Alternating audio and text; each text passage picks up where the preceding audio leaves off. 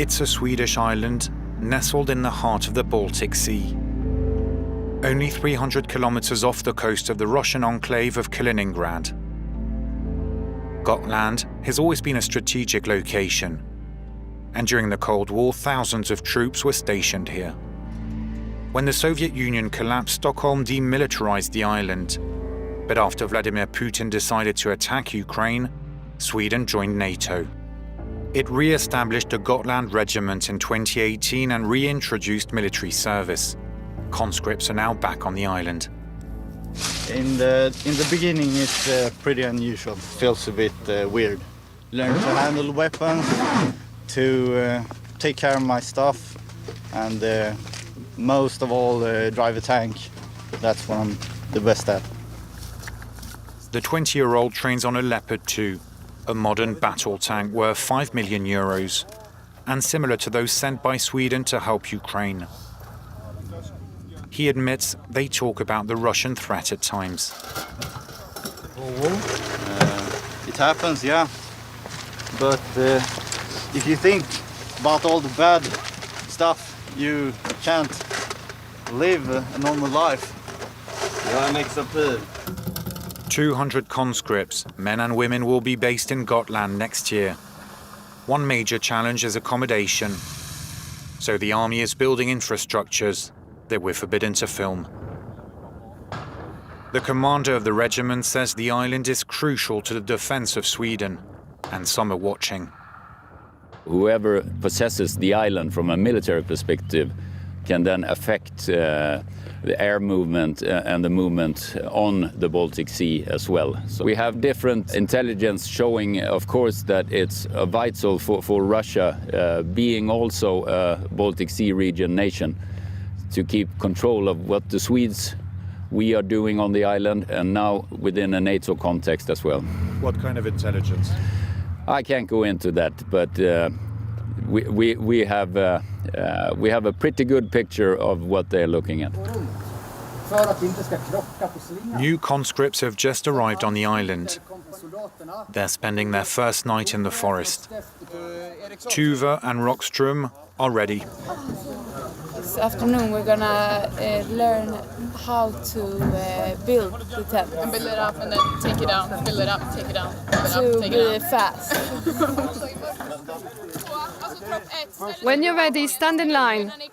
Go behind that and in a group. Many come from Stockholm, like Tom. They'll be based in Gotland for the next 15 months. It's a big change, but it feels good. First of all, it's a fun thing to do, and then it's also feels like something you need to do in this day when the world is changing so rapidly. I think I'm gonna remember this until I die. I'm not used to having this constant stress, not so much sleep. You wake up at like 5, but you learn so much new, and we have different kinds of tests, for example, to shoot, shot with the gun. So I always want to defend Sweden. It's my home country, but it's also because I wanna develop as a person, be a better person. Okay, so now you're going to come with me and we'll go to the next location. The conscripts will help reinforce army ranks if a war breaks out. Tuva and the others weren't yet born when the Gotland peace movement gained traction in the 1980s. These veteran activists have invited the island's young guard to talk about Sweden joining NATO.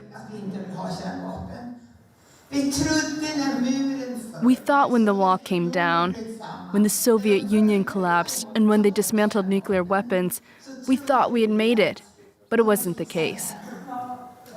That's my name everywhere, here. Kirsten Blomberg has brought old press cuttings on her movement. In India and Bangladesh, you see Rajiv Gandhi.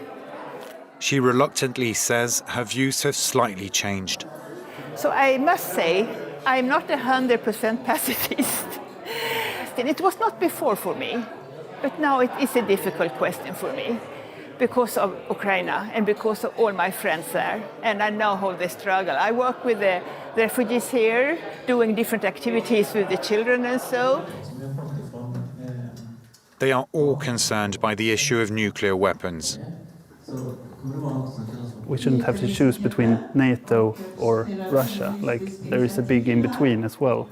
Since I'm a dad and I don't want my kids to become NATO soldiers. And also, of course, I don't want to become a neighbor with American nuclear arms, which I think we have a risk of happening right now.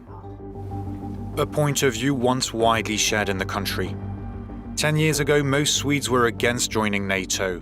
It's now the opposite, with over 60% of the people in favor, according to polls.